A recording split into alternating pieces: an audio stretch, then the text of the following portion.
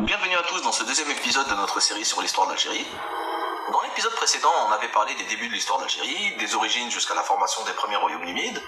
Dans cet épisode, on va voir les conditions dans lesquelles ces deux royaumes ont été unifiés pour former le fameux royaume de Numidie.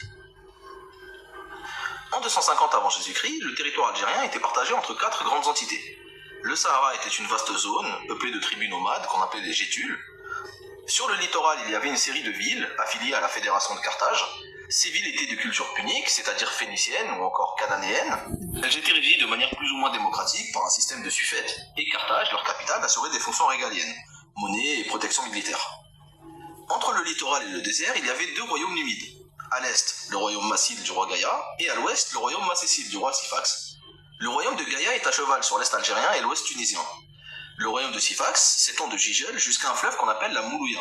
Un fleuve qui est situé actuellement au nord-est du Maroc, mais qui a très souvent servi de frontière naturelle entre deux États. Entre un État plutôt algérien et un État plutôt marocain, si on peut se permettre d'utiliser ces termes. À cette époque, le royaume marocain en question s'appelait le royaume de Mauritanie, un royaume qui prenait le nord-est du Maroc actuel. Les deux royaumes numides sont séparés eux aussi par un fleuve, le fleuve Rumel. Ce fleuve passe par la ville de Sirta. Donc vous l'aurez compris, Sirta est à la frontière entre les deux royaumes numides. Au début du IIIe siècle, elle est la capitale du royaume de Gaïa, mais elle est convoitée par Sifax.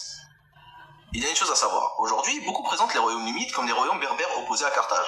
On les présente comme des royaumes berbères faisant face à la colonisation carthaginoise, et on a l'impression qu'il s'agit de deux mondes opposés. En réalité, ce n'est pas ça du tout. Carthage, les villes puniques et les royaumes numides appartiennent tous à la même sphère culturelle. C'est ce qu'on appelle le monde libyco-phénicien.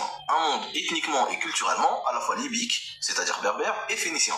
Le pays est habité par des populations berbères fortement influencées par la culture phénicienne, et la culture phénicienne en question est elle-même fortement influencée par la culture berbère. Gaïa et Sifax ont chacun une ville punique pour capitale, ils parlent punique dans la vie de tous les jours, ils utilisent l'alphabet punique dans leur monnaie, et même politiquement, ils ont des liens très étroits avec Carthage. Gaïa, par exemple, était le fils d'un suffète, un genre de magistrat punique. On ne sait pas dans quelles circonstances il a conquis le pouvoir, mais c'est fortement probable qu'il l'ait fait avec l'aide ou au moins avec l'accord de Carthage. Il était allié militairement à Carthage et entretenait même des liens matrimoniaux avec les dirigeants puniques. Un grand général carthaginois avait promis de donner sa fille en mariage à son fils aîné. De son côté, Sifax était plutôt hostile à Carthage. Il a plusieurs fois tenté de leur prendre des villes du littoral, et il était en conflit permanent avec les Massiles, qui étaient les alliés de Carthage. Les deux rois vont être entraînés dans un conflit de plus grande ampleur, les guerres puniques entre Rome et Carthage. À cette époque, Carthage est une superpuissance, une puissance économique et diplomatique. Elle gère une fédération de cités, au Maghreb, en Espagne, et dans plusieurs îles de la Méditerranée. Elle a des bonnes relations avec les peuples voisins, et ces derniers lui fournissent des mercenaires. Rome, quant à elle, est une puissance militaire en pleine expansion. Son territoire est encore confiné à l'Italie, mais elle possède une armée puissante et assoiffée de conquête. Le conflit est inévitable entre les deux nations. Il va éclater en moins 264 en Sicile. Les causes du conflit sont assez rocambolesques. Un conflit avait éclaté entre des cités grecques de Sicile et des mercenaires qui se sont rebellés. Rome et Carthage ont été appelés par les cités grecques pour calmer le conflit. Donc, au début, Rome et Carthage sont allés dans le conflit, mais elles se retrouvent vite dans des camps opposés. Les mercenaires sont partis demander protection à Rome contre Carthage, alors qu'à la base, Rome les combattait. Ça a entraîné une guerre entre les deux grandes villes. Cette guerre a duré 3 ans et s'est déroulée principalement sur mer. Carthage avait une puissante flotte, mais a quand même perdu. Les causes du traité de paix ont été assez dures pour Carthage. Elle doit quitter la Sicile, limiter sa flotte et payer un tribut monétaire à Rome. C'est une véritable humiliation. Et comme si ça ne suffisait pas, une guerre civile a éclaté à Carthage car la ville n'avait plus d'argent pour payer ses mercenaires. Du coup, elle a même perdu la Sardaigne et la Corse. Avec le temps, Carthage arrive quand même à se refaire. Elle va rembourser ses dettes et conquérir de nouveaux territoires en Espagne. C'est d'ailleurs en Espagne que va commencer la deuxième guerre punique. En moins 218, le général Hannibal décide de violer le traité de paix. Il attaque une colonie romaine près de la ville de Sagonte. La guerre éclate et Hannibal prend vite le dessus sur Rome. Il réussit à entrer en Italie via les Alpes et ravage le pays. Pendant ce temps, le roi Gaïa fournit une aide militaire précieuse à Carthage. Il envoie son fils Massinissa en Espagne pour combattre les Romains et met des cavaliers à disposition d'Hannibal en Italie. Sifax, de son côté, garde une position plus mesurée. Il n'est pas vraiment lié à Rome, mais il profite quand même de la guerre pour conquérir les villes puniques situées sur le littoral, et accessoirement, il combat les troupes massiles qui transitent par son territoire. La guerre dure assez longtemps. Hannibal avait réussi à mettre l'Italie à genoux, mais il n'a pas réussi à prendre Rome. Les armées romaines commencent à se reconstituer et le conflit s'équilibre. En moins 206, 12 ans après le début de la guerre, un événement va précipiter le cours des choses. La mort du roi Gaïa. Le problème est que sa succession est mouvementée. Chez les Numides, ce n'est pas le fils du roi qui devient roi, mais l'homme le plus emblématique de la tribu. Ce système permet d'avoir un leader charismatique. Par contre, c'est un système très fragile quand il s'agit de nommer le nouveau roi. C'est le frère de Gaïa, Ulzacène, qui monte sur le trône. Ulzacène est marié à la nièce d'Hannibal et il a le soutien de Carthage. Il va mener une politique dans la droite ligne de celle de Gaïa, mais il meurt de vieillesse la même année. Là, ça se complique. Il n'y a plus vraiment de patriarche charismatique pour assurer le leadership, il n'y a plus que des jeunes qui vont se déchirer pour obtenir le pouvoir. Les prétendants au trône sont les deux fils d'Ulzacène, les neveux de Gaïa. Ils vont entrer en conflit l'un contre l'autre. Syphax profite de l'occasion et va soutenir un des deux prétendants au détriment de l'autre, ce qui va entraîner une guerre civile chez les Massines.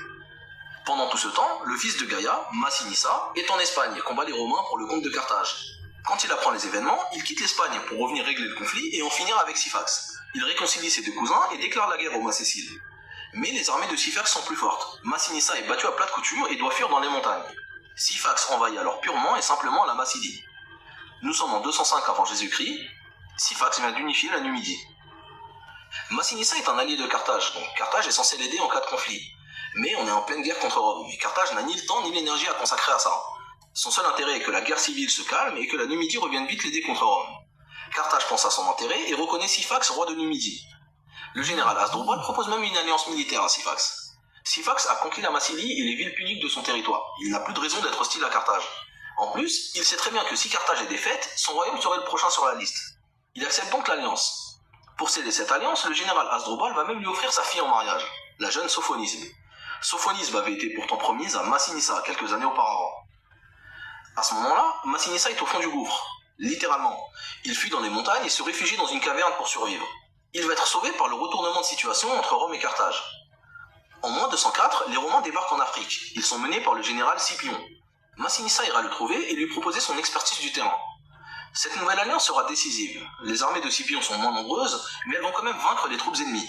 Scipion réussit à battre Hasdrubal et à capturer Syphax. Massinissa profite de cet élan et reprend Cirta. Les Carthaginois comprennent que la fin est proche. Ils rapatrient tous leurs soldats en Afrique et proposent un traité de paix à Scipion.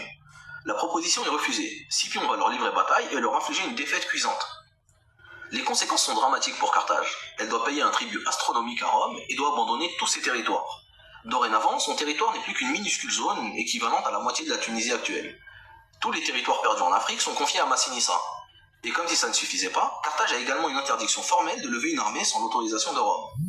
Massinissa va en profiter. Non seulement il récupère une Numidie géante, qui va de la Moulouya jusqu'à Tripoli, mais en plus, tout au long de son règne, il va attaquer constamment Carthage et lui grappiller des morceaux de territoire à chaque fois. Le règne de Massinissa est à ce jour le règne le plus long que le territoire algérien ait connu. Il a duré 54 ans. Pendant son règne, Massinissa a forgé une véritable unité politique et culturelle à la Numidie. Il a développé l'agriculture, ce qui a eu pour effet de sédentariser un certain nombre de tribus semi-nomades. Les villes se sont développées et ont vite accueilli des populations gétules. Massinissa a fait de son royaume un royaume moderne. Il a changé la vieille règle de succession et il a décidé de laisser le pouvoir à son fils. Il a développé les relations avec les autres pays de la Méditerranée, en particulier les Grecs et les Romains. Il dispose aussi de nombreux soutiens à Carthage. Certains de ses enfants sont des Carthaginois et occupent des postes haut placés. Et il y a aussi un parti numide à Carthage qui constitue un véritable lobby. Le parti numide prône une politique d'apaisement malgré les attaques de Massinissa. Il pense que le salut de Carthage viendrait d'une alliance avec les Numides contre Rome, et voire même d'une fusion avec la Numidie. Malgré ça, Massinissa entretient des relations plus que cordiales avec Rome. Il a reçu le titre d'ami de Rome. La frontière entre le statut d'ami de Rome et celui de roi vassal est assez mince, il faut le dire. Massinissa est sous la protection de Rome, il en profite pour attaquer Carthage et récupérer des territoires qu'il considère comme les siens. En échange, Rome garde un droit de regard sur sa politique extérieure, et même sur sa succession. À la mort de Massinissa, le général Scipion Émilien se déplace en personne pour superviser la succession. On est alors à deux doigts de la troisième et dernière guerre punique. Pendant plus de 50 ans, Carthage subissait les attaques de Massinissa sans avoir le droit de riposter. Au bout d'un moment, elle en a eu marre. Elle a demandé l'autorisation de se défendre, mais Rome n'a jamais répondu. Du coup, Carthage a dépêché une armée sans autorisation pour faire face aux Numides. C'est un double échec. Non seulement elle a perdu la bataille contre les Numides, mais en plus, ça a donné un bon prétexte à Rome pour démarrer une nouvelle guerre. Carthage avait réussi à se remettre sur pied une nouvelle fois, en développant notamment l'agriculture. Rome a préféré ne pas attendre plus longtemps et la détruire avant qu'elle ne redevienne une grande puissance. Les armées romaines débarquent en Afrique en moins 149. Cette fois-ci, Rome est trop forte, la guerre n'est pas équilibrée. La victoire s'annonce tellement facile que de nombreuses villes puniques, comme Utique ou Hadrumète, lâchent Carthage et la laissent se débrouiller seule contre Rome. Malgré tout, Carthage résiste pendant près de 3 ans. Pour l'anecdote, le chef de la résistance était le petit-fils de Massinissa, un de ses petits-fils carthaginois. Au bout de 3 ans, Carthage finit par tomber. Cette fois-ci, pas de traité de paix, les Romains la rasent directement.